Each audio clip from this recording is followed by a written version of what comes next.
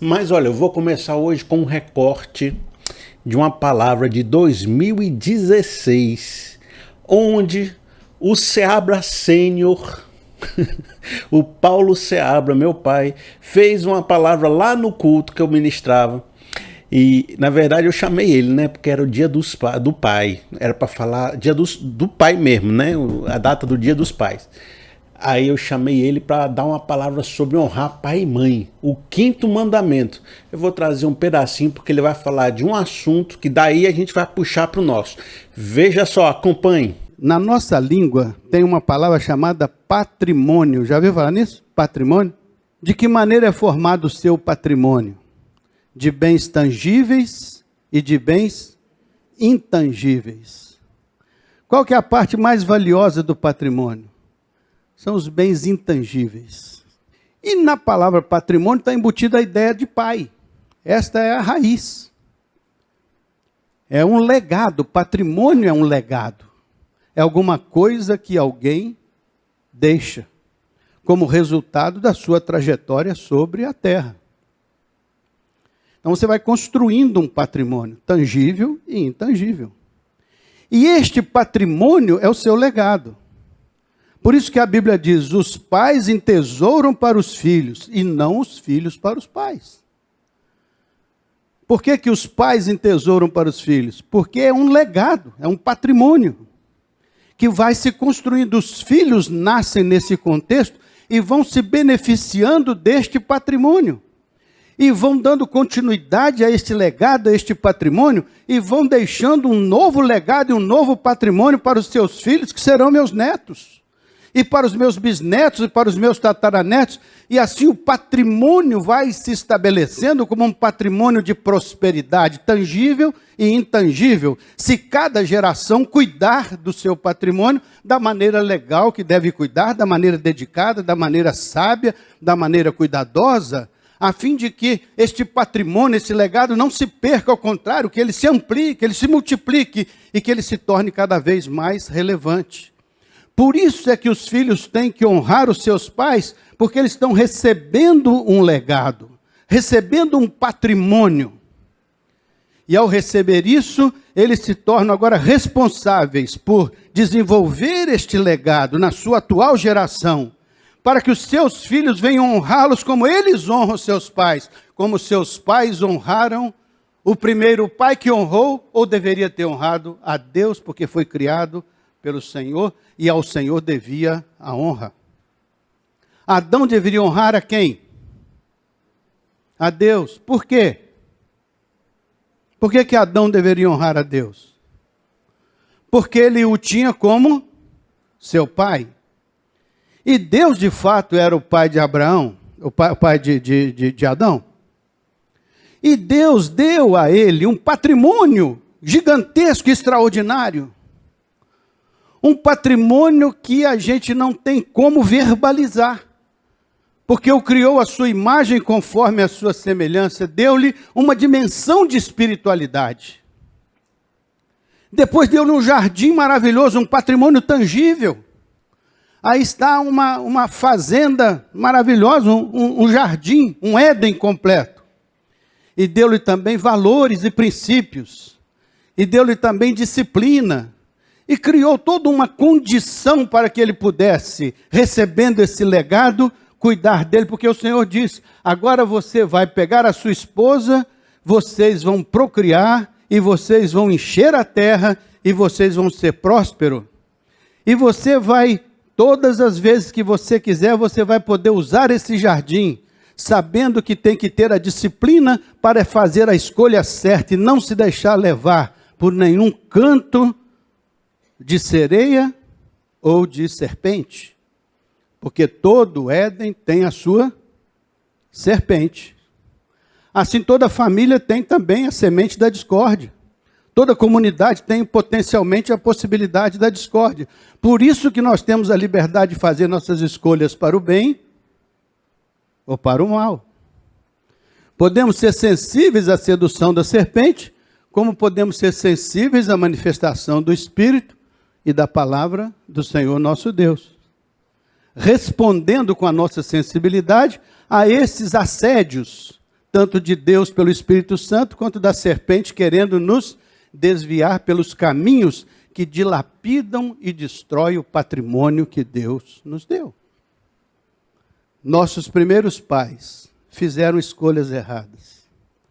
Eles não perderam a prerrogativa de serem honrados, mas perderam a prerrogativa de nos legar o que de melhor podia ser legado, o patrimônio que Deus lhes havia dado.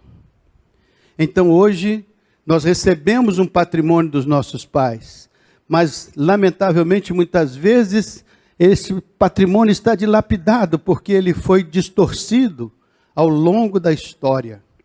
E nós vamos recebendo de geração em geração um patrimônio às vezes meio quebrado ou meio dilapidado.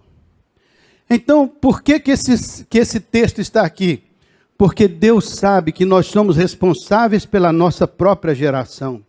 Se nós recebemos um patrimônio dilapidado por alguma razão, se os nossos pais não mereceram a nossa honra, agora é a hora da gente mudar a coisa. Daqui para frente os nossos filhos vão merecer a honra, porque nós, como filhos, estamos dando essa honra aos nossos pais e estamos reconhecendo que seremos pais e então daremos aos nossos filhos condições e razões para nos honrarem da maneira que Deus gostaria que um pai e uma mãe fossem honrados. Patrimônio. Esse termo parece algo do passado, que olha para o passado. Tem cheiro de tradição, cheiro de conservadorismo. Não é mesmo, né? Parece assim, olhar para os valores familiares, para as sabedorias dos antigos que foram transmitidas, pelas formas como eles nos entregaram essa sociedade e foram bem-sucedidos ao fazer isso. A herança que recebemos, o patrimônio que chegou em nossa mão, tudo parece que está olhando para o passado, mas ao mesmo tempo eu tenho uma certa inadequação com essa ideia de que patrimônio é um termo que olha para o passado. Eu vou explicar para vocês por que eu acho que não é bem isso. Mas também se a gente juntar o fato que a gente está numa sociedade pós-moderna, que olha tudo que foi feito no passado como algo ruim, né? A palavra hoje que a gente diz, a gente tem que fazer uma desconstrução, não é isso? Vem um evangélico moderninho, o que ele pensa? Vamos fazer uma desconstrução da religiosidade. Qualquer pessoa pensa isso, a maneira como foi feita a família no passado é errado, vamos desconstruir a família. Até o pessoal da culinária, né? Vamos desconstruir a pizza, vamos desconstruir todo mundo questionando o que já veio. Juntando-se a isso, e por isso que eu estou dizendo que essa palavra patrimônio de repente está inadequada nos tempos atuais, porque ele olha para preservar o que veio até aqui. E os tempos atuais quer desconstruir isso, quer romper com isso. São os revolucionários, né? E também você percebe que a gente vive numa sociedade que ela está expressando sentimentos muito individualistas. Importa o eu, né? Importa o que isso tem a ver comigo. O que foi do passado importou para as pessoas do passado. O que é do futuro vai ser para as pessoas do futuro. Mas o que isso tem a ver com o meu Grêmio? Não tem um meme que é assim? O que isso tem a ver com Palmeiras? O que isso tem a ver com a minha vida? O que isso tem a ver com o time que eu torço? Quanto é que eu vou ganhar se eu entrar nesse daí? Então, se não tem a ver comigo, se tem a ver com o próximo, com quem vem depois ou com quem veio antes, então não me interessa, porque ele está na sociedade que pensa primeiro em si. Alguns dizem narcisista e querem imprimir o seu desejo a todas as outras pessoas, querem conformar o mundo a mim. Se o mundo me machuca, mude o mundo, porque me importa eu, né? Tem isso nessa sociedade. Então, preservar algo do passado soa ruim para os tempos atuais, embora quando a gente fala sobre conservador, no bom sentido da palavra, é pensar, existe uma sabedoria nas pessoas que construíram o mundo e nos entregaram. Existe uma sabedoria em nossa família que conseguiu construir terrenos, fazendas, patrimônios, heranças. Existe uma sabedoria que nos trouxe até aqui e que ela funcionou. As nossas revoluções desconstruídas pode não conseguir entregar o resultado para a geração seguinte, porque ela é uma invenção utópica da sua cabeça hoje, mas nunca foi testada pelo tempo. Como não foi testada, é mais uma idealização do que uma realidade. Pode ser que aquilo que você acha que seja fazer o bem, na verdade vai levar a gente para um apocalipse. Não é isso? Bom, aí essa sociedade narcisista e individualista está me acompanhando. Hoje a gente vai fazer um estudo longo, a gente vai pensar muito sobre esses assuntos. Eu agradeço muito você aqui do meu canal que gosta, que se conecta, que está cansado de coisinha rala por aí e gosta de entrar numa reflexão assim. Então vou lá clicar no Seabra, que a gente vai fazer uma reflexão melhor. Veja, preste atenção. Então, essa sociedade estaria assim, ó, juntinho com esse verso de Eclesiastes, que a gente até citou no vídeo passado. Diz assim, Eclesiastes capítulo 2, no verso 21. Pois o homem pode realizar o seu trabalho com sabedoria, conhecimento e habilidade, mas terá que deixar tudo o que possui como herança para alguém que não se esforçou por aquilo. Isso também é um absurdo, é uma grande injustiça. Perceba que esse verso fala de injustiça. Parece o discurso mais social de hoje, né? A gente está aqui para resolver as injustiças das gerações passadas. Isso é privilégio. Essa pessoa que recebeu uma herança é um privilegiado, né? Parece um discurso de injustiça social. Se você não reconhecer que era um homem rico, né, que usufruiu de tudo, como Salomão que escreveu, você poderia até ficar mais assim, é mesmo, luta social. Às vezes acontece isso, né? O povo que fala mais de luta social é o povo que está mais ganhando com essa luta social, mais ganhando com o Estado, está mais rico, né? Às vezes você fica lá, o cara está falando lá contra os opressores. Qual é o salário dele? Rapaz, é salário de juiz. Ah, é mesmo? É o opressor dizendo, não, vamos falar contra a desigualdade, né? Aí a pessoa falando de injustiça. Mas no fundo, no centro dessa reflexão do Eclesiastes aí, está o Salomão dizendo assim, rapaz, eu vou usar o dinheiro que eu tenho, eu vou usufruir, comer e beber das coisas que eu tenho. Não me importa o que vem depois, as oportunidades que eu vou gerar para o meu filho e para a minha geração seguinte.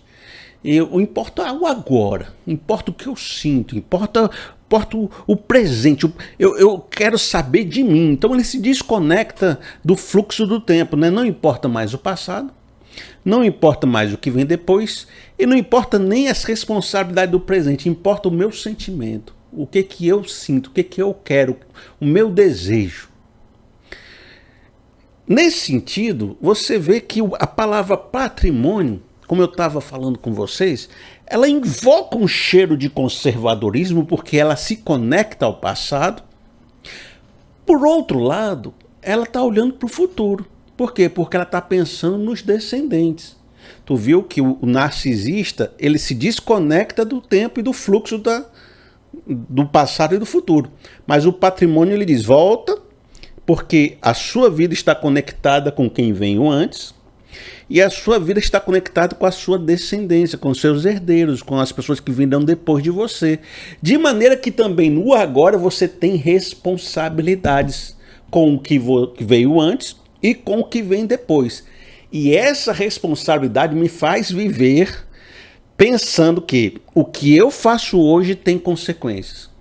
E se o que eu faço hoje tem consequências, eu posso deixar de viver coisas que eu gostaria de viver, o meu eu viver, para que outros possam ter uma oportunidade melhor. Eu posso não gastar tudo que eu ganhei, eu posso economizar, eu posso preservar patrimônios, eu posso não tomar decisões que vão destruir minha família, tanto moral, emocional e espiritualmente, mesmo eu querendo fazer, porque eu não estou sendo guiado pelo meu desejo, mas estou sendo guiado por um fluxo que vem antes de mim, pela responsabilidade que eu recebi e pelo fluxo que vem depois. E nesse sentido, me podar de tomar decisões faz sentido, porque eu não estou pensando no que isso me beneficia, mas nesse fluxo eterno.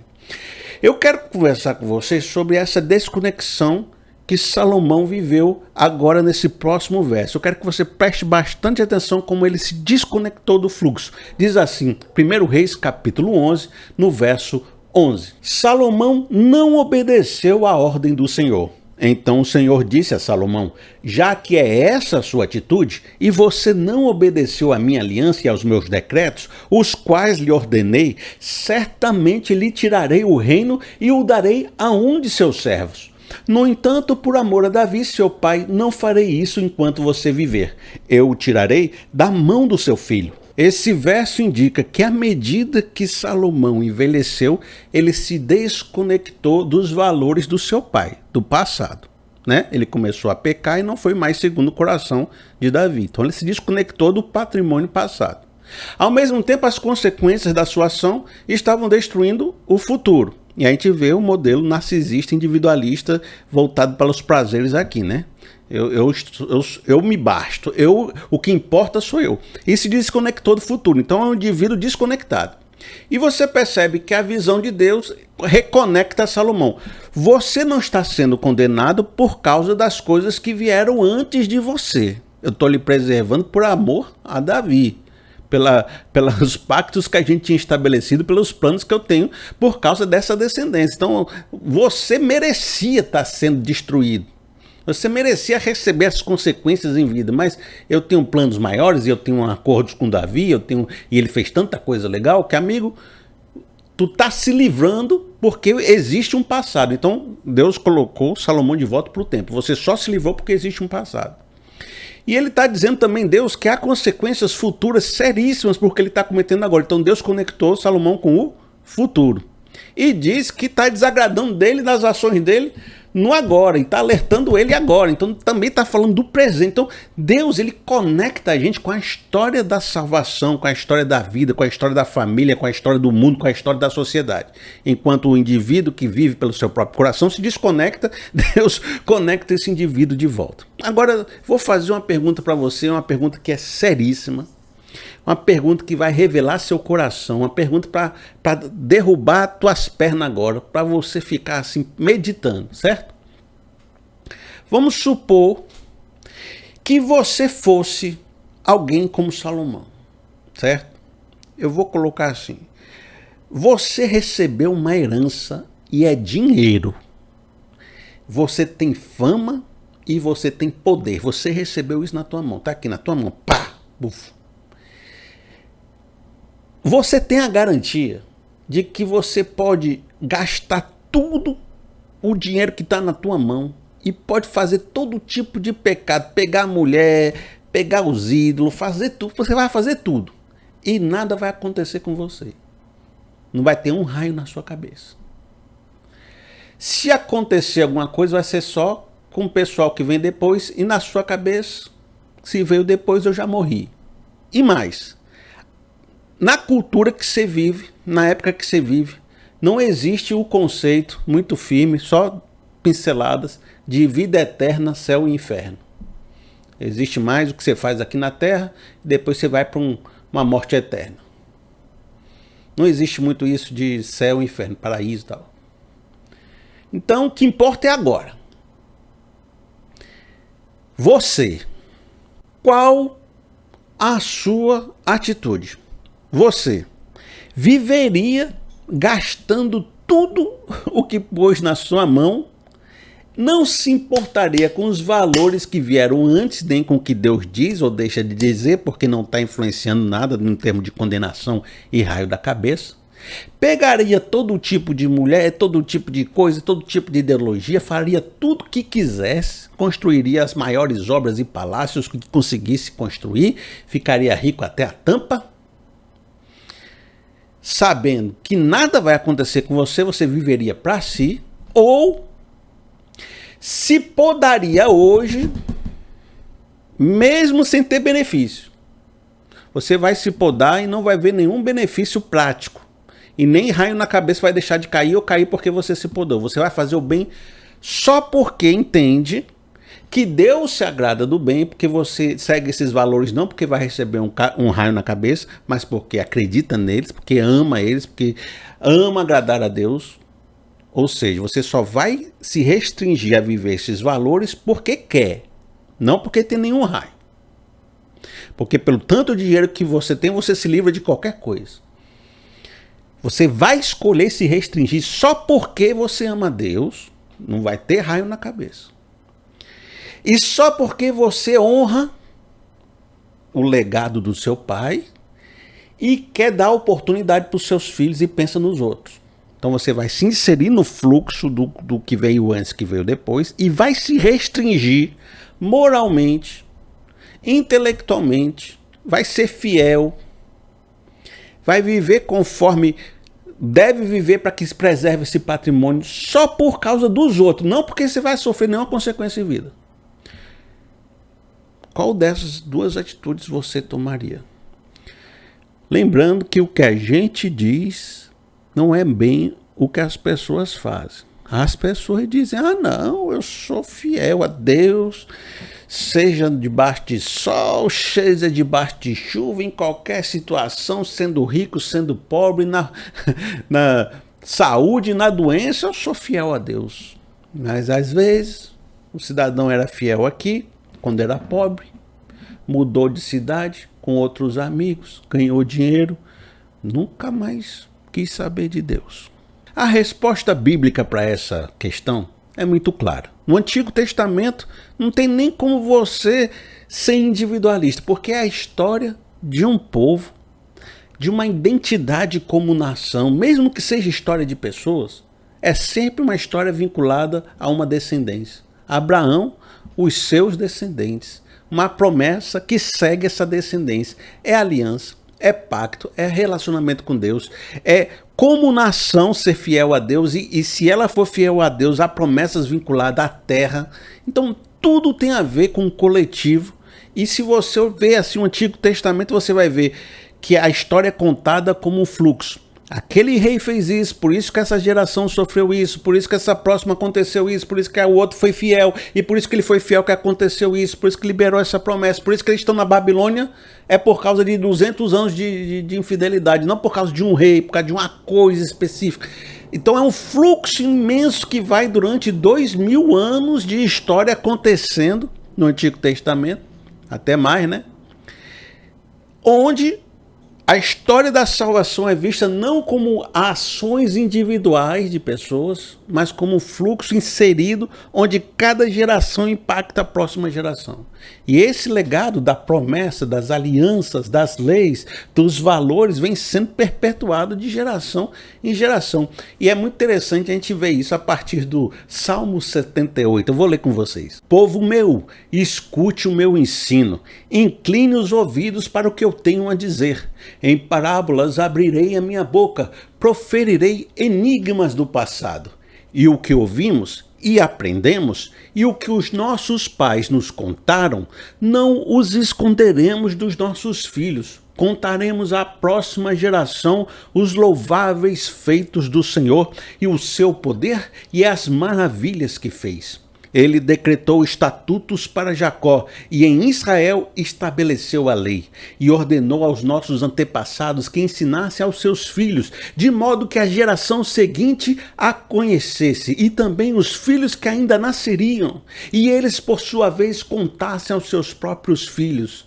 Então eles porão a confiança em Deus. Não esquecerão dos seus feitos e obedecerão aos seus mandamentos. Eles não serão como seus antepassados obstinados e rebeldes, povo de coração desleal com Deus, gente de espírito infiel. Esse salmo é muito interessante porque ele coloca gerações em gerações passando essa identidade, os louváveis feitos do Senhor, essa fé está sendo transmitida e até os filhos que ainda nascerão, de forma que todas as gerações carregam essa herança, esse patrimônio de valor espiritual divino. E ele coloca no final, olha, não sejam como os obstinados, os rebeldes, o povo que não quis passar essa aliança para frente, o pessoal que se desconecta desse fluxo gigante da história que está acontecendo. Hebreus capítulo 11 fala dos heróis da fé e fala assim também explicando que foi esses heróis que trouxeram a fé até os dias de Jesus Cristo, onde ele pudesse realizar tão grande salvação. Então Abraão teve fé, Moisés teve fé, Daniel teve fé, todo mundo teve fé e foi levando esse bastão, e até quem morreu sem ver a promessa acontecer fez parte dessa história da salvação. O Novo Testamento também continua trabalhando o conceito de coletividade, dizendo que nós somos uma família de Deus, pertencemos a um reino de Deus, pertencemos a um corpo de Cristo, fala sobre uns aos outros, sempre nos conectando à comunidade, ao fluxo, às pessoas e nunca trabalhando de forma individualista. Pedro chega a dizer que nós somos tijolos, pedras de uma casa espiritual maior. Então nós não somos uma casa sozinho. Nós somos parte de um processo imenso, gigante, né? Que está acontecendo desde lá do passado. Se a gente perceber alguns textos bíblicos, eles falam dessa continuidade, de como nós somos frutos do que aconteceu no passado e nós estamos fazendo coisas para quem virão adiante. Veja só, João capítulo 4, no verso 37 e 38. Assim é verdadeiro o ditado: um semeia e outro colhe. Eu os enviarei para colherem o que vocês não cultivaram.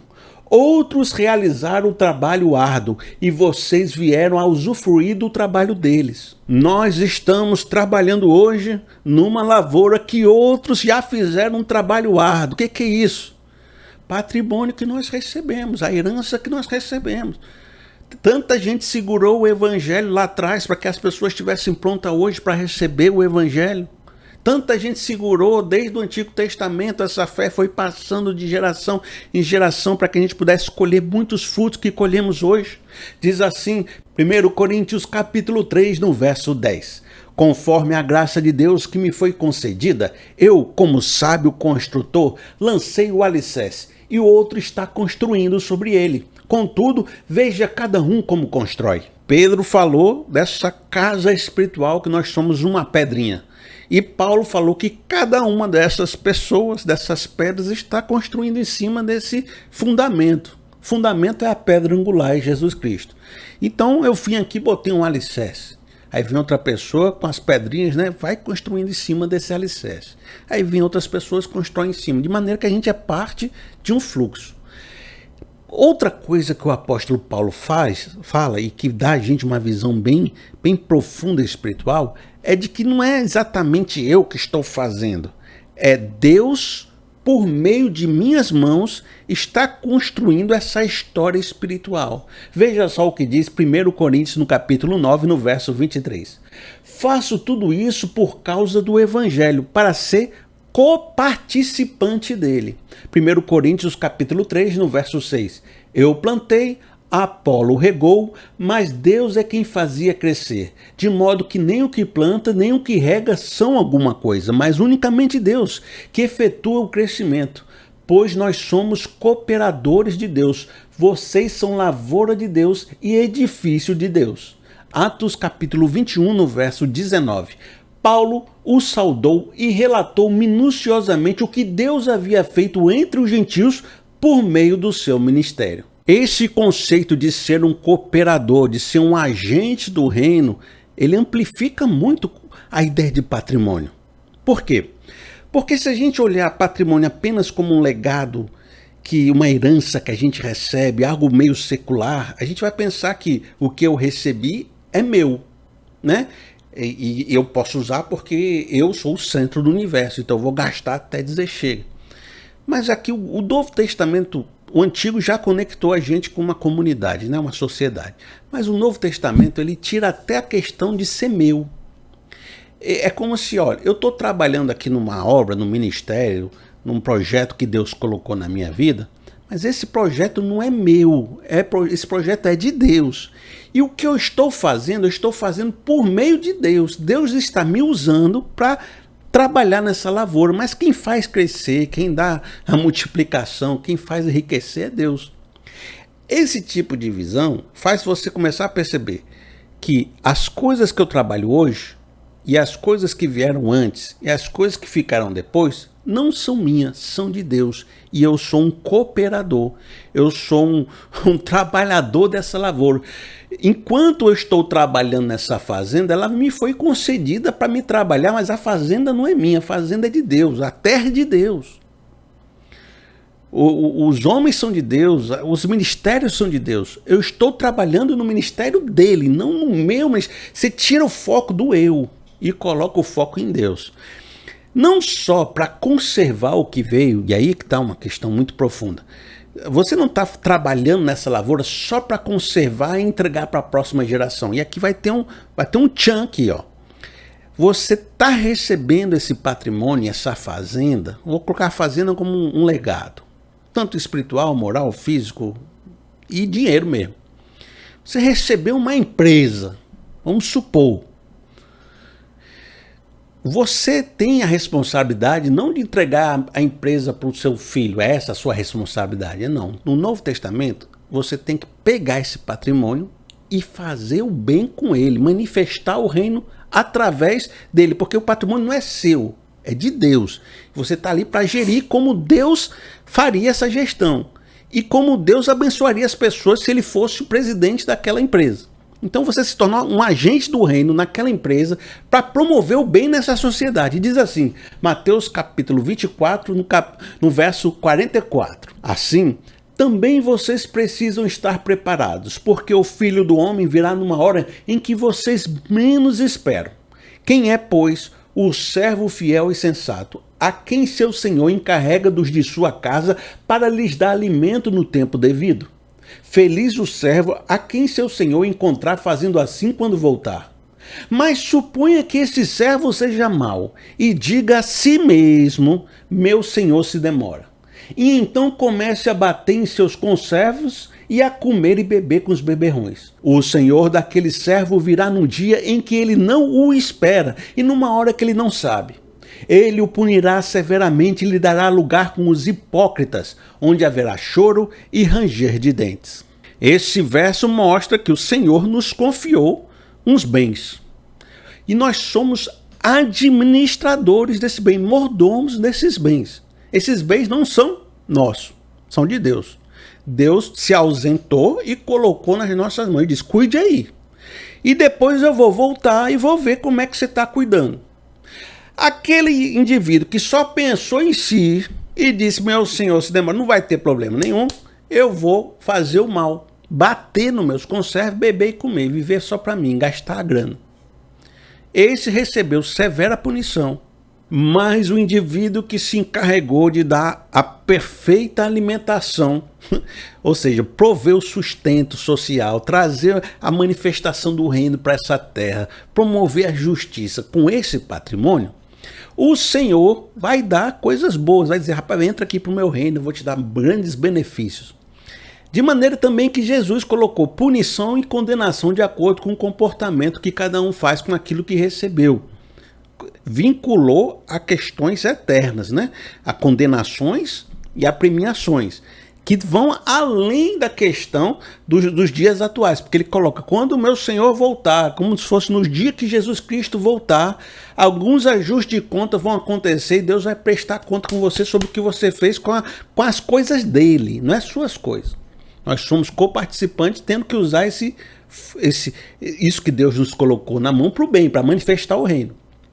Também no Novo Testamento você vai perceber que não só você tem a responsabilidade de receber um patrimônio, cuidar dele e entregar para a próxima geração, não só você tem a responsabilidade de usar esse patrimônio para promover o reino e fazer o bem, tratar bem as pessoas, fazer com que a justiça se manifeste, como também você tem a responsabilidade de multiplicar aquilo que você recebeu, ampliar a prosperidade da vida emocional, pessoal, comunitária e financeira de todo o patrimônio que você recebeu. É para a gente ser um povo frutífero, para a gente multiplicar. E é isso que você sabe, você conhece a parábola que está em Mateus 25 dos talentos.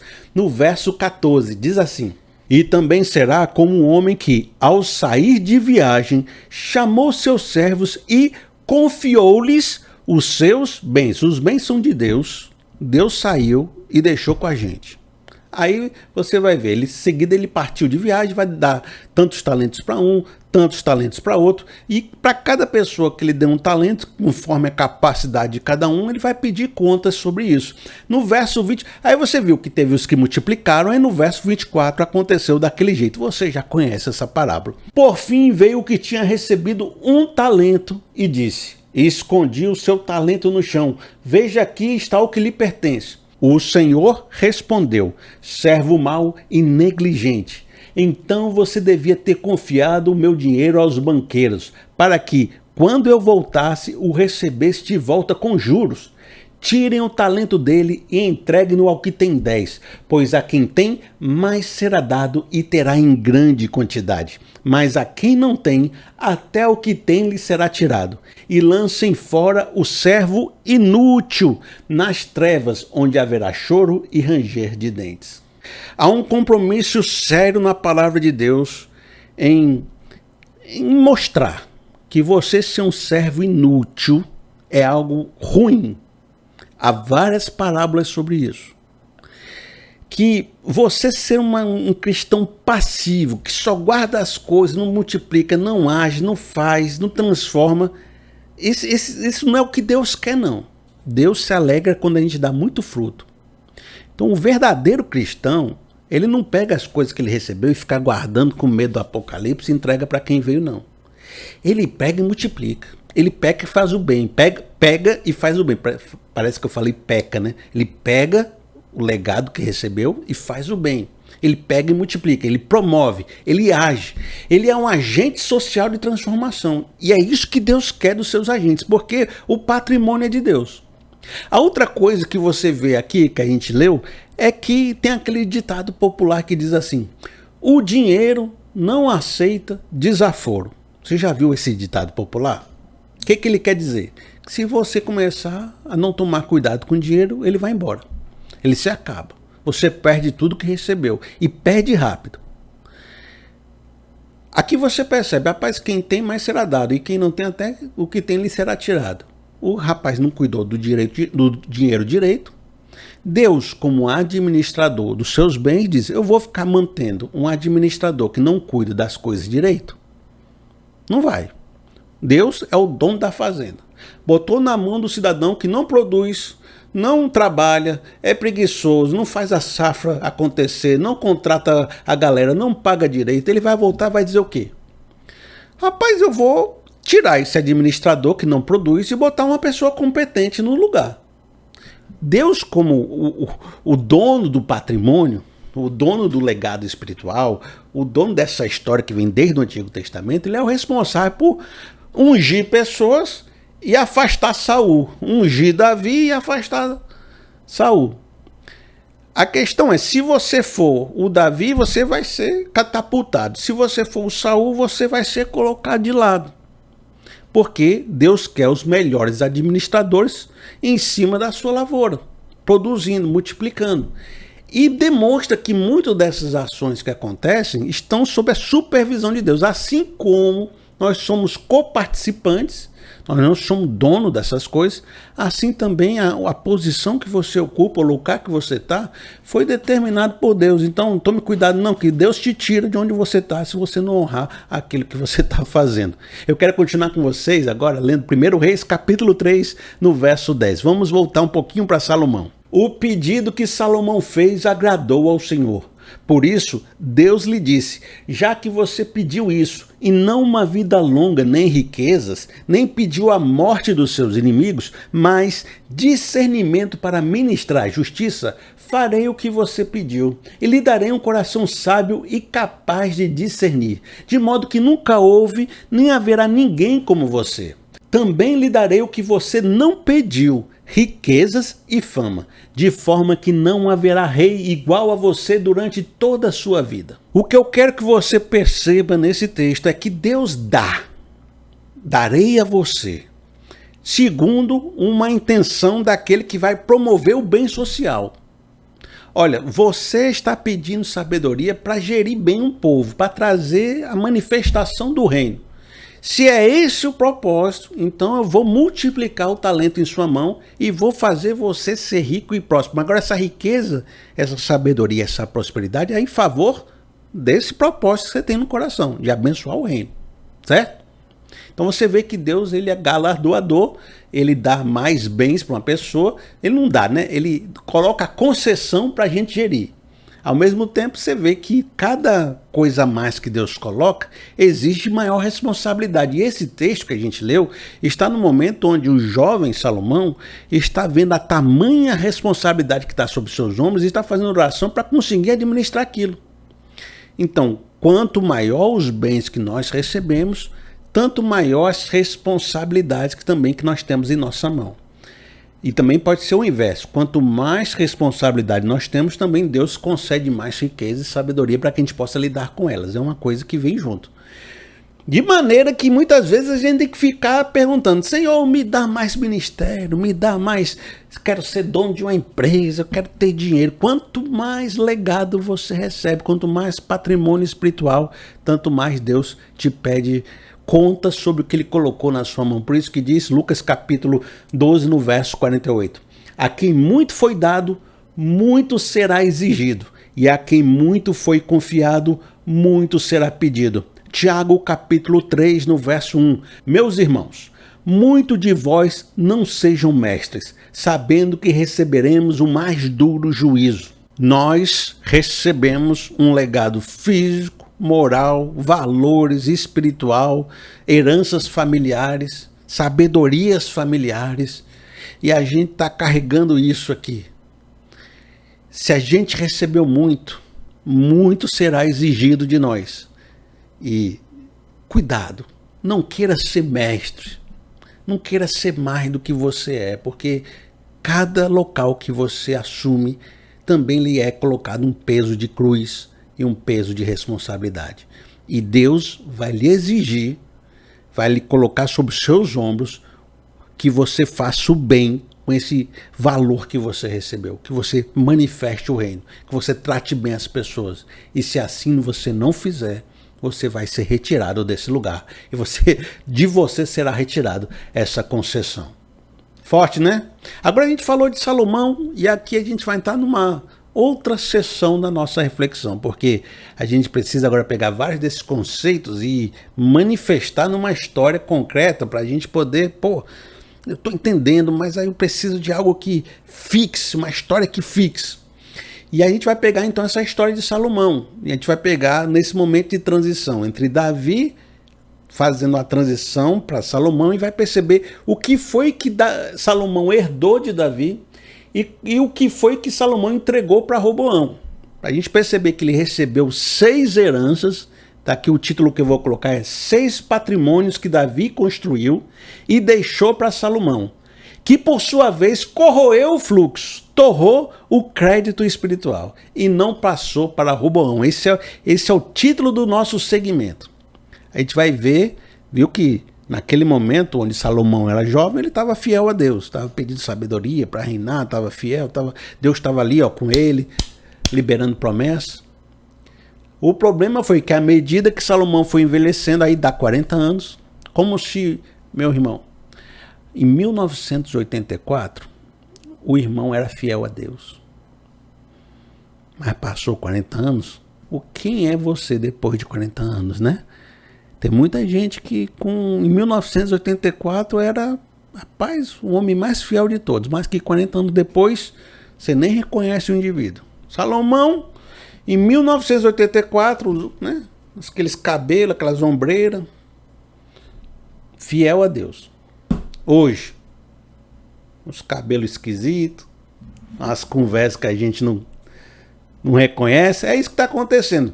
A gente vai ver 6 patrimônios que Davi deixou para Salomão, que Salomão corroeu e não entregou para Roboão. Vamos comigo? Vamos começar em 2 Samuel capítulo 7, no verso 1. O rei Davi já morava em seu palácio, e o Senhor lhe dera descanso de todos os seus inimigos ao redor. No verso 12, Deus está falando assim com ele: quando a sua vida chegar ao fim e você descansar com seus antepassados, escolherei um de seus filhos para sucedê-lo, um fruto do seu próprio corpo, e eu estabelecerei o reino dele. Será ele quem construirá um templo em honra ao meu nome, e eu firmarei o trono dele para sempre. E eu serei seu pai, e ele será meu filho. Quando ele cometer algum erro, eu o punirei com o castigo dos homens, com açoites aplicado por homens.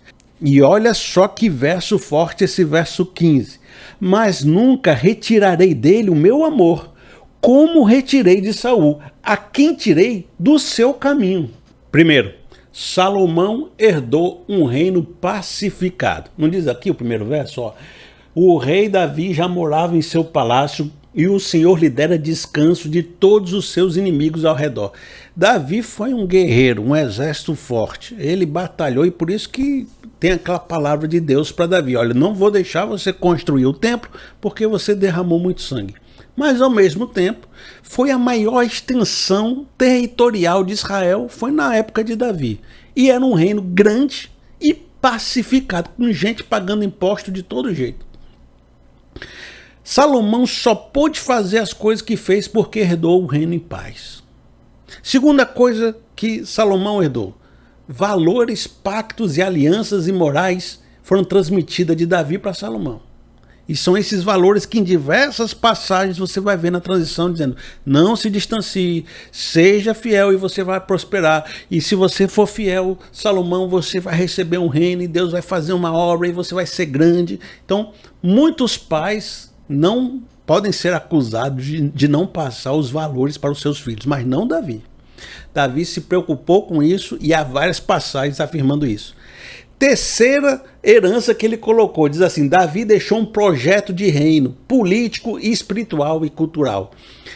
Todo o projeto do templo de Deus, dos palácios, de toda a obra que ia ser feita, já foi colocado na mão de Salomão pronto. Davi pretendia construir, mas foi impedido por Deus. Então, não foi que Salomão teve uma ideia: vou construir um templo. Não, essa ideia já veio de Davi. E um templo não é só uma questão assim espiritual, porque naquela época era o centro acontecia em volta do templo, era o centro cultural, era a identidade da nação, era de onde vinham as procissões de todos os outros estados. Então, aquilo dava uma unidade para toda a nação que Davi tinha conquistado, todas as tribos, né? Não tinha as 12 tribos? Então tinha a tribo de Manassés, a tribo de Dan lá no final. Então, todas essas tribos vinham até Jerusalém, faziam os sacrifícios no templo, voltavam para sua terra. Aquilo dava uma unidade.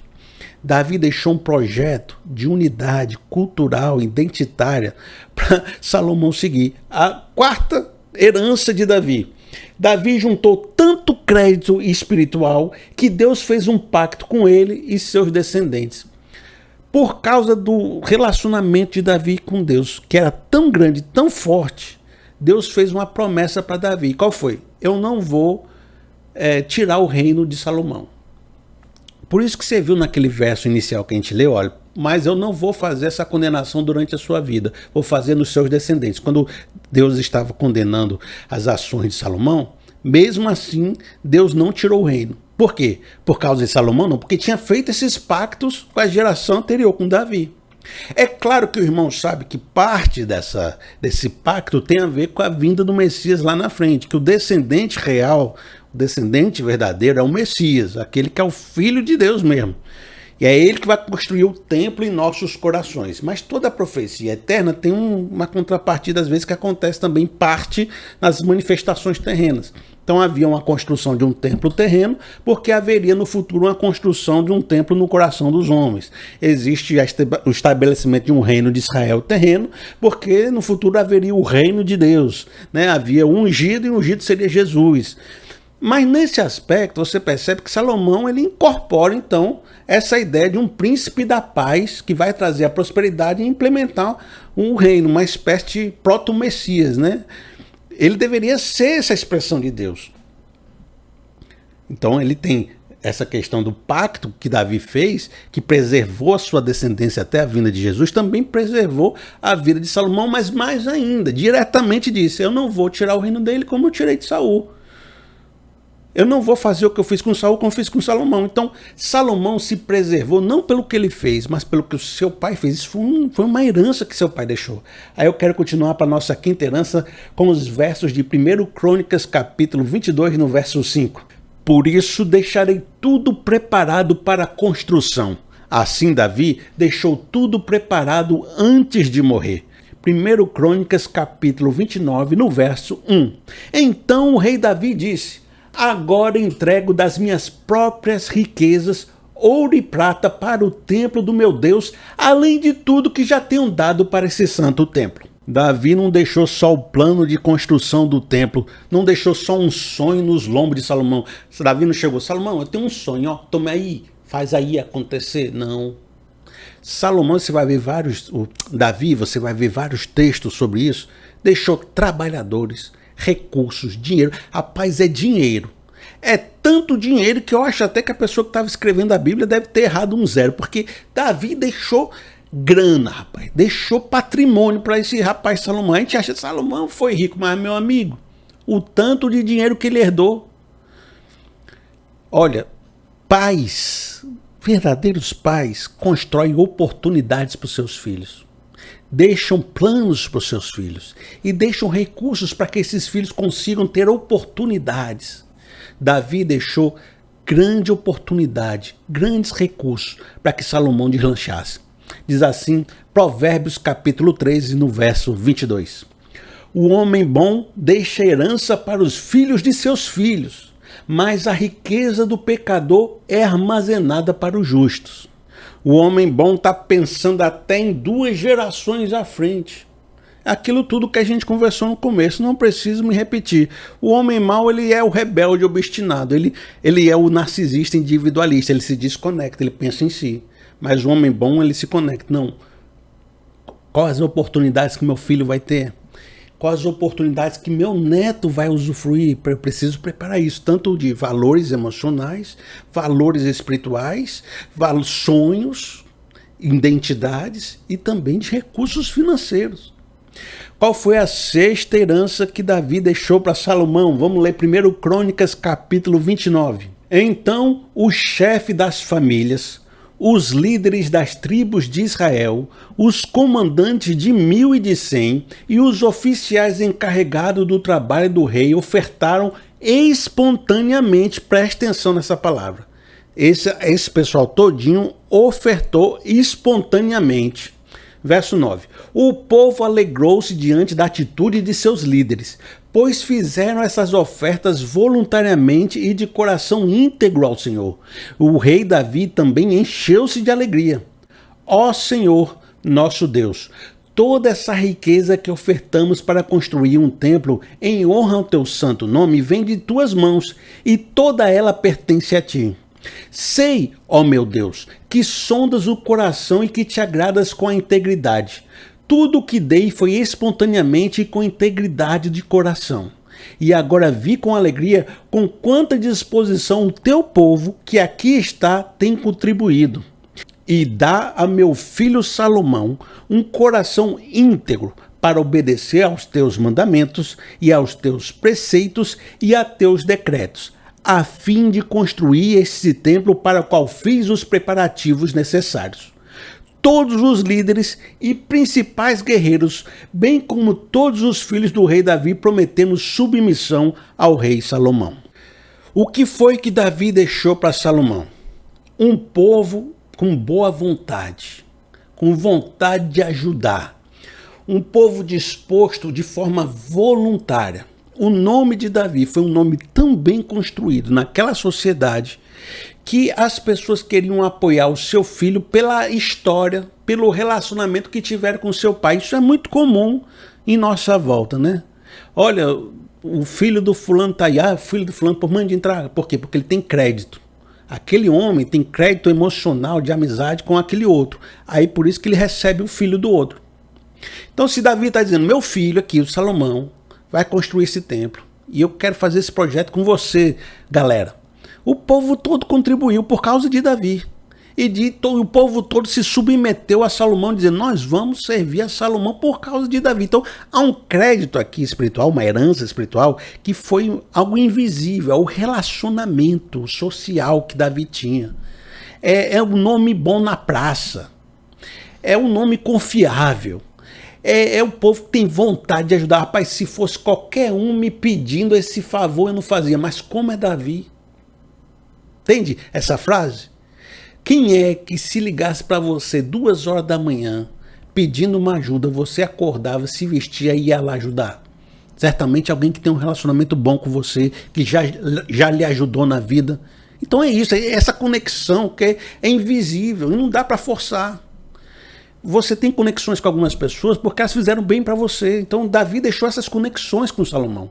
Todo mundo estava favorável de ajudar ele.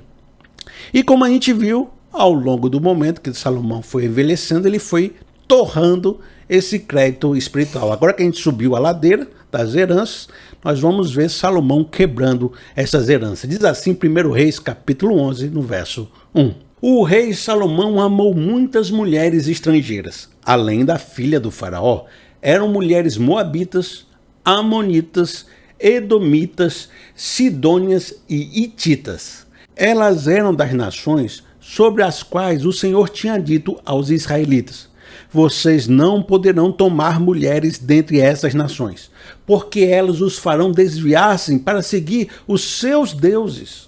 No entanto, Salomão apegou-se amorosamente a elas, casou com 700 princesas e 300 concubinas, e as suas mulheres o levaram a desviar-se. À medida que Salomão foi envelhecendo, suas mulheres o induziram a voltar-se para outros deuses.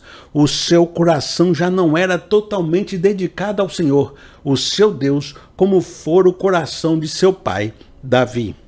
Eu vejo aqui nesses versos uma tremenda ironia. Já era conhecido pelo Antigo Testamento todo que o relacionamento com outras mulheres de outras nações ia trazer os deuses, as culturas e as identidades daquela nação para dentro de Israel e acabar pervertendo tudo, como sempre aconteceu. Bom, mas o rei Salomão escreveu Provérbios. Você sabe disso. E no começo de Provérbios há muitos ensinos sobre, olha, meu filho, né? Como se fosse um pai falando para o filho.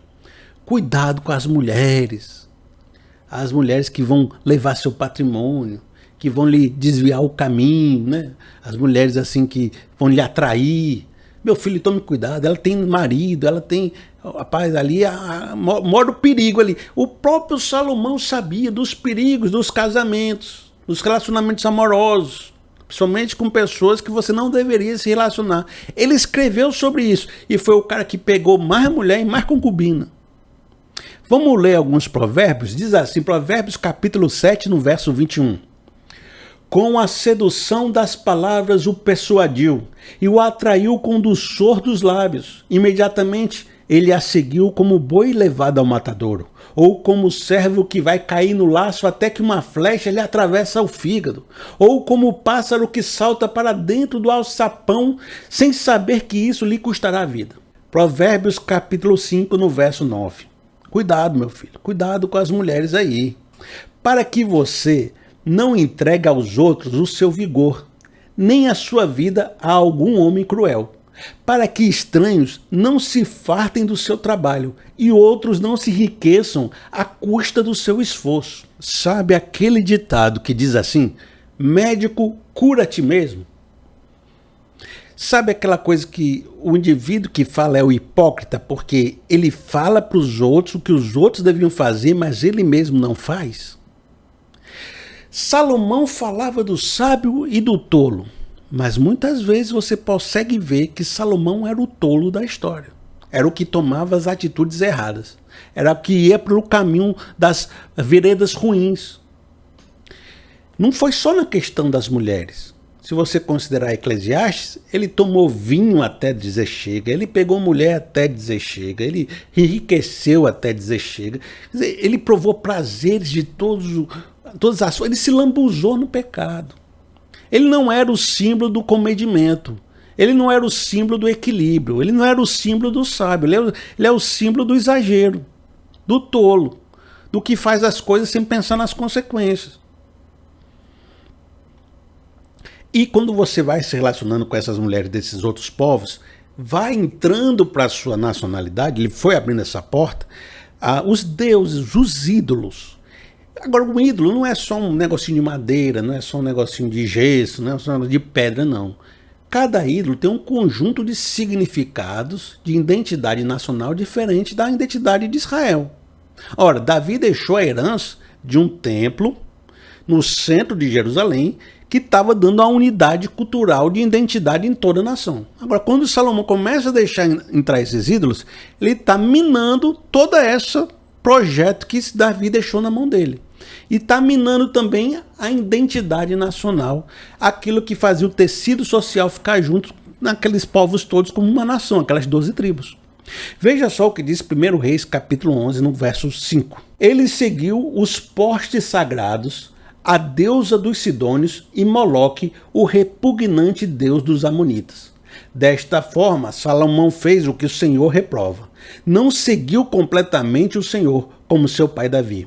No monte que fica a leste de Jerusalém, Salomão construiu um altar para Camos, o repugnante deus de Moabe, e para Moloque, o repugnante deus dos Amonitas. Também fez altares para Deus de todas as suas outras mulheres estrangeiras, que queimavam incenso e ofereciam sacrifícios a eles. Vocês sabem que Moloque, esse pessoal aí, fazia sacrifícios de crianças.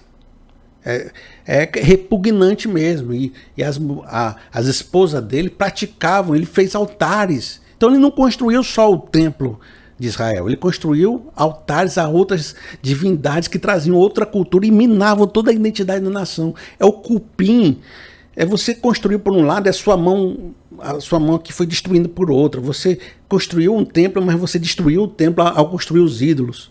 Você foi como um cupim minando a identidade, a cultura, os valores de Deus naquela nação. Veja só o que diz 1 Reis capítulo 11. Vamos continuar aprofundando as quebras e o gasto que Salomão fez no patrimônio de Davi. O Senhor irou-se contra Salomão por ter se desviado do Senhor, o Deus de Israel, que lhe havia aparecido 2 vezes.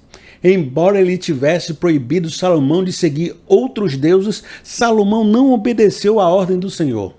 Então o Senhor disse a Salomão: já que é essa sua atitude, e você não obedeceu à minha aliança e aos meus decretos, os quais lhe ordenei, certamente lhe tirarei o reino e o darei a um de seus servos. No entanto, por amor a Davi, seu pai, não farei isso enquanto você viver. Eu o tirarei da mão de seu filho. Mas não tirarei dele o reino inteiro. Eu lhe darei uma tribo por amor a Davi, meu servo, e por amor de Jerusalém, a cidade que escolhi. Nós estamos retornando ao conceito de gastar, de torrar o crédito espiritual que a gente viu na primeira aula, no nosso primeiro vídeo. A gente falou sobre o filho pródigo, quando ele pegou parte da herança que lhe pertencia, saiu gastando dissolutamente até que o seu dinheiro acabou e veio um tempo de seca e ele ficou na miséria, né? Esse gasto espiritual acontece ao longo de um tempo, à medida que Salomão foi envelhecendo. As consequências de sua ação vão dilapidar o patrimônio de Davi, que eram as 12 tribos, para uma única tribo. Então eu só vou deixar uma única tribo como sua descendência. Quanto foi o gasto de Salomão? Vamos supor aqui que foi 91,67% do patrimônio de Davi que ele vai destruir. Agora você viu que pelo relacionamento que Deus tinha para Davi, isso não aconteceu na época de Salomão, mas foi culpa de Salomão. É por você ficar colocando, não, foi porque Roboão não soube lidar. Não, foi culpa de Salomão isso aí. A profecia foi colocada por causa das ações de Salomão, só que só foi aplicada no filho dele. E aqui a gente tem aquela outra questão. Às vezes o juízo se demora mais do que um tempo de vida. E as pessoas, lembra quando eu fiz você escolher? O que você faria se você não sofresse nenhuma condenação pelas suas ações? Você continuaria sendo fiel a Deus ou você seguiria o seu próprio coração? Daqui você está vendo que, como o juízo não aconteceu na época de Salomão, ele também não tomou nenhuma decisão mudando o seu caminho. E muitas vezes a gente não consegue conectar consequências com as ações que a gente está fazendo, porque as consequências são muito para frente. Tá entendendo isso? Eu posso me separar da minha esposa, me distanciar de um filho, torrar um patrimônio, fazer várias coisas erradas. E não sentir que minha vida mudou, não sentir que aconteceu nada. Então achar que tá tudo bem. Lá na frente, vamos supor, 20 anos depois, você tá com a vida destruída, tá solitário, tá sozinho, tá triste, tá depressivo. E você diz assim, por que eu tô assim? Não fiz nada, acordei de manhã, estou com a vida destruída. Deus, por que estou sofrendo essa perseguição? Por que minha vida está tão ruim? Eu sou uma pessoa tão boa. Você desconectou as suas ações das consequências. Por quê? Porque passou muito tempo.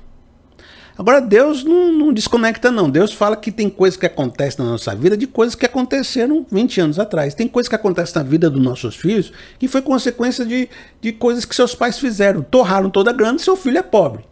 É uma consequência. De forma que a espiritualidade individualista da sociedade pós-moderna desvincula consequência de ações. Mas aí eu como pregador exortativo, eu vinculo isso de novo e digo, não, amigo, muita coisa do que você está vivendo hoje é fruto das consequências do pecado, não só de você, quanto pecados que você veio herdando dos seus pais, de ter torrado a grana, de ter corrompido a família, de não ter passado patrimônio, assim como você pode fazer isso na vida do seu filho. 1 Reis, capítulo 11, no verso 34. Eu o fiz governante todos os dias de sua vida, por amor ao meu servo Davi.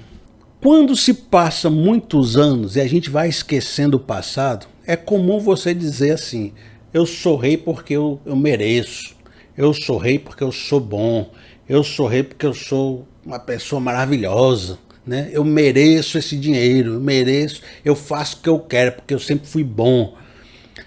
Esse tipo de sentimento desconecta o fato de que você só é rei por causa do Davi. Não diz aqui, ó, eu o fiz governante todos os dias de sua vida por amor ao meu servo Davi. Tu só é rei por causa do que teu pai tinha um relacionamento com Deus.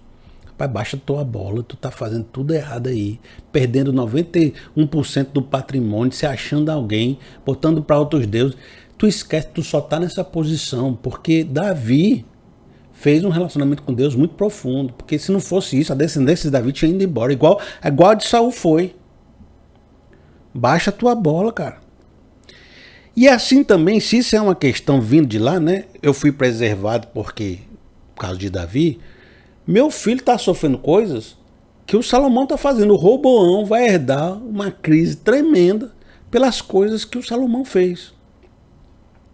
A outra questão é a questão da paz que havia em redor, né? Que Davi tinha deixado um reino em paz.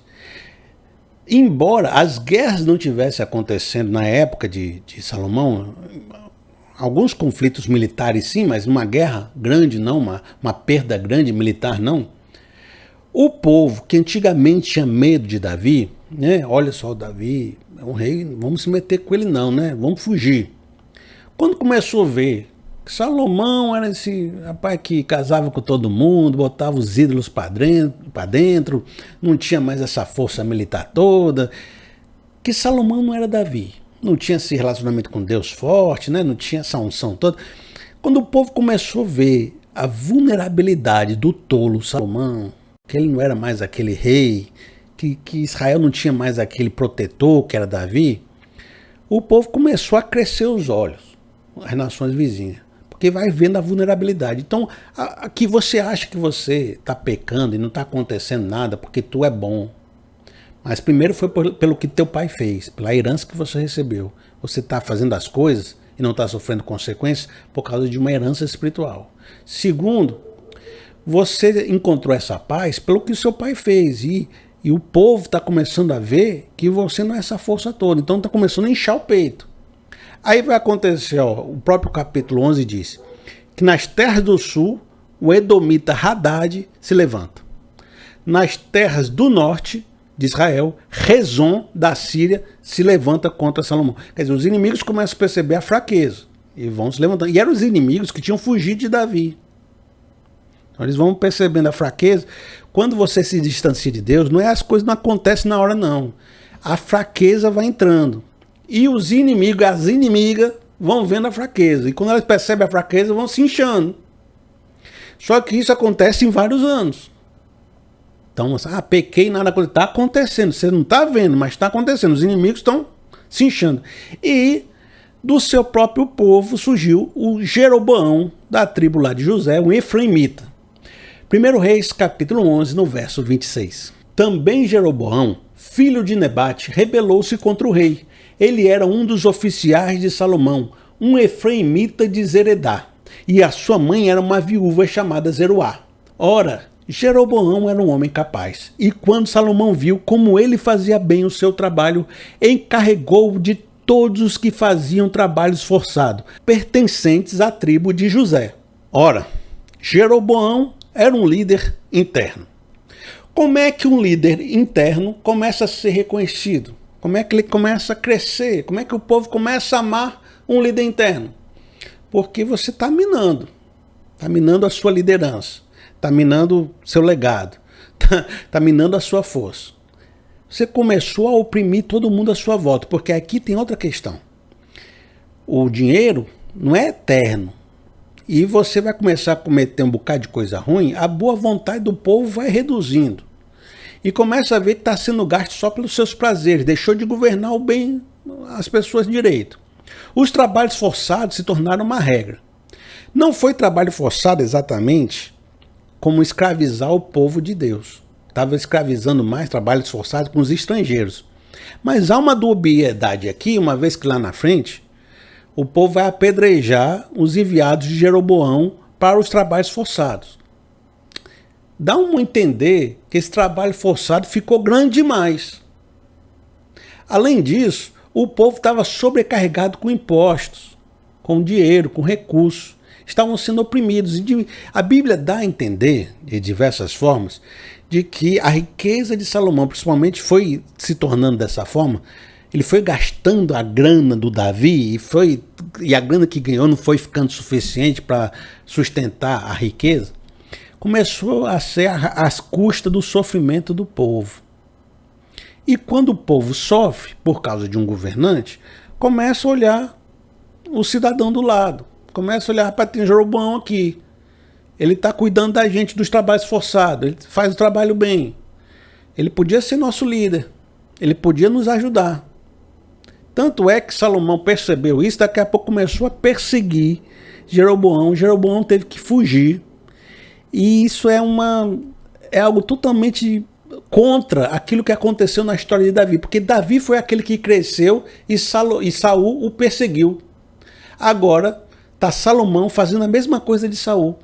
Jeroboão cresceu e Salomão, em vez de se converter a Deus, começa a perseguir o opositor.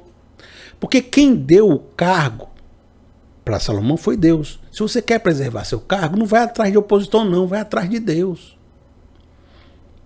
Aí veja só o que vai acontecer com o fato de o povo não estar mais com o coração voluntário como era na época de Davi. Na época de Davi, o povo estava ofertando, estava se dedicando de forma voluntária. Você via o povo querendo, tome aqui meu dinheiro, tome aqui. Mas como é que foi que Salomão gastou esse crédito espiritual e deixou o povo agora? Como é que está o povo? Davi entregou para Salomão um povo disposto a dar voluntariamente. Como é que Salomão entregou o reino para o seu filho Roboão? Diz assim, 1 Reis capítulo 12, no verso 1.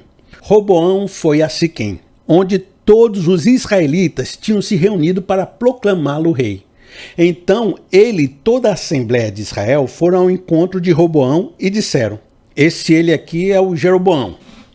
Teu pai colocou sobre nós um jugo pesado, mas agora diminui o trabalho árduo e esse jugo pesado e nós te serviremos.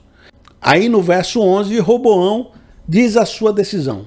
Pois bem, meu pai lhes impôs um jugo pesado e eu o tornarei ainda mais pesado. Meu pai o castigou com simples chicotes e eu os castigarei com chicotes pontiagudos.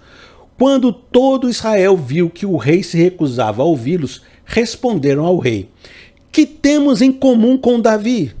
Que temos em comum com o filho de Jessé?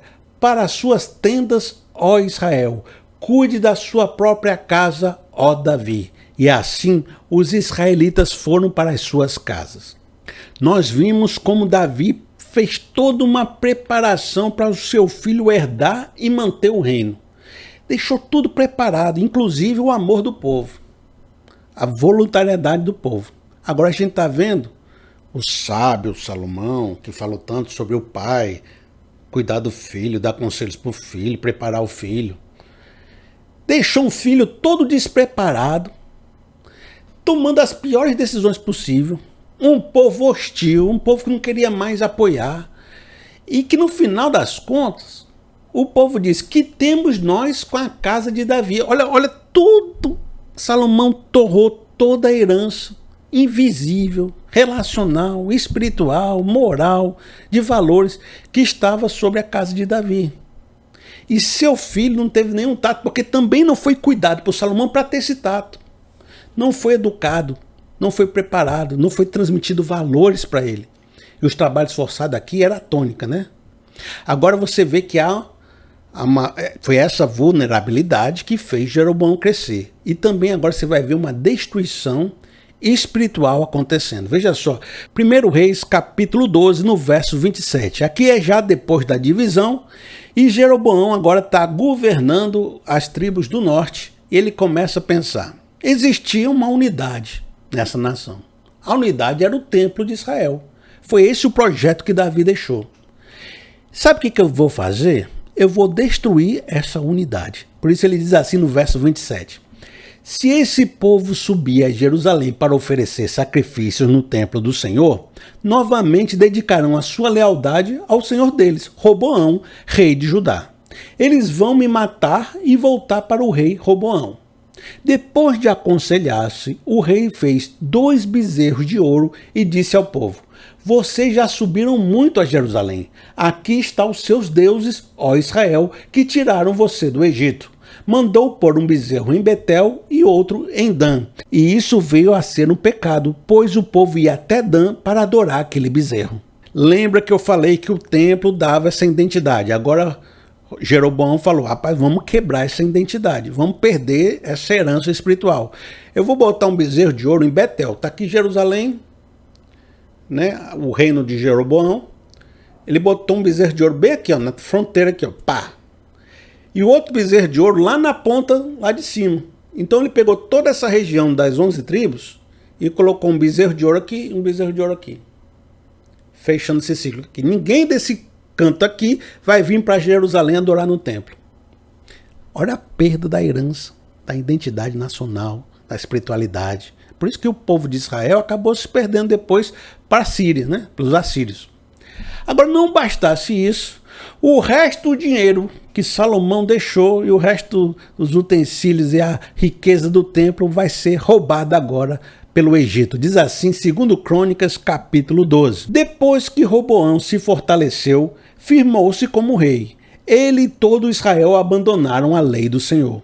Por terem sido infiéis ao Senhor, Sisaque, rei do Egito, atacou Jerusalém no 5º ano do reinado de Roboão, com 1.200 carros de guerra, 60.000 cavaleiros e um exército incontável de líbios, suquitas e etíopes que vieram do Egito com ele. Conquistou as cidades fortificadas de Judá e chegou até Jerusalém. Aí no verso 8 diz assim, eles ficarão sujeitos a ele. Então está dizendo que Jerusalém agora está pagando imposto para o Egito, ficou sujeito ao faraó lá, né? No verso 9 diz assim, quando Sisaque, rei do Egito, atacou Jerusalém, levou todos os tesouros do templo do Senhor e do palácio real, inclusive os escudos de ouro que Salomão havia feito. Agora Jerusalém estava submissa ao Egito e até os tesouros do palácio e do templo foram retirados pelo faraó. Nem dinheiro Salomão deixou para Roboão, nem conseguiu manter esse dinheiro, né? Acabou toda aquela paz em redor que Davi tinha deixado, acabou. Veja só, vamos dar uma revisão aqui nas heranças. Primeiro, Davi deixou um reino consolidado e pacificado. Inimigos externos e internos apareceram, o reino foi dividido pela fraqueza de Salomão, a gente viu tudo isso e agora Jerusalém estava pagando tributo para o Egito. Segundo, Davi deixou uma herança espiritual, as instruções e valores morais da aliança. Então a gente viu que Salomão quebrou essas alianças, perverteu os ídolos, os valores entraram. Então aí você viu que Roboão não servia mais a lei do Senhor, tudo isso foi quebrado. Terceiro, Davi deixou um projeto de reino político, espiritual e cultural. A gente viu agora que 10 a 11 tribos estavam submetidas aos bezerros de ouro lá do Egito. Tudo se perdeu de novo por causa das ações de Salomão. Quarto, Davi juntou tanto crédito espiritual que Deus fez um pacto de manter seus descendentes. E a gente vai ver que esse pacto tem a ver com a questão messiânica e eterna também, mas cada rei sofreu a consequência dos seus próprios atos. E aqui a gente Não tem mais como repetir como o filho de Roboão sofreu muito das consequências do pecado de Salomão, tá certo? Quinto, Davi não deixou apenas um plano de construção e união nacional. Ele deixou dinheiro em caixa, trabalhadores contratados e material para o reino. Então a gente viu que o dinheiro foi-se embora e o restante do dinheiro foi o faraó do Egito que levou. E sexto, Davi deixou todo o povo favorável, então, e tinham trabalhos forçados, a opressão do povo. O dinheiro acabou. Davi deixou o povo favorável a Salomão. O povo apoiava o projeto de nação de forma voluntária e de coração. E a gente viu aqui que o povo já estava sofrendo, oprimido, não queria mais ajudar, queria alívio. E por causa disso, disse que Davi cuide da sua própria casa, nós vamos embora. Acabou com toda a boa vontade que existia com a herança de Davi. Todas as 6 heranças que Davi deixou para Salomão, Salomão destruiu com as suas atitudes. O grande sábio, na verdade, se mostrou um grande tolo. Veja, eu vou terminar, eu poderia aqui fazer várias aplicações, o vídeo já está enorme, o irmão já sabe. Eu vou terminar com um verso. Esse verso é para você, meu amigo, para você fazer a sua reflexão. Diz assim, Deuteronômio capítulo 30, no verso 19. Hoje invoco o céu e a terra como testemunhas contra vocês, de que coloquei diante de vocês a vida e a morte, a bênção e a maldição. Agora escolham a vida, para que vocês e seus descendentes vivam. Eis que coloquei diante de vocês, meus amigos do canal, bênção e maldição. Escolha o caminho que os seus descendentes vivam. Escolha pelo bom. Foi muito bom, não foi, pessoal? Foi um estudo legal. Está aqui na playlist, você pode acompanhar esse estudo todo quando ele for acontecendo.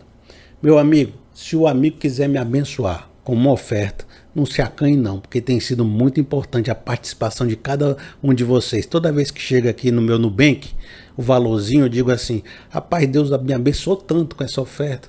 Obrigado, meu Deus, pela participação do fulano, do ciclano, porque vocês são pessoas maravilhosas. Deus tem abençoado a vida de vocês aí e vocês têm me abençoado. Olha, se o irmão quiser fazer, eu uso o meu Pix. Meu Pix é pr.felipeseabra@gmail.com pr.felipeseabra@gmail.com.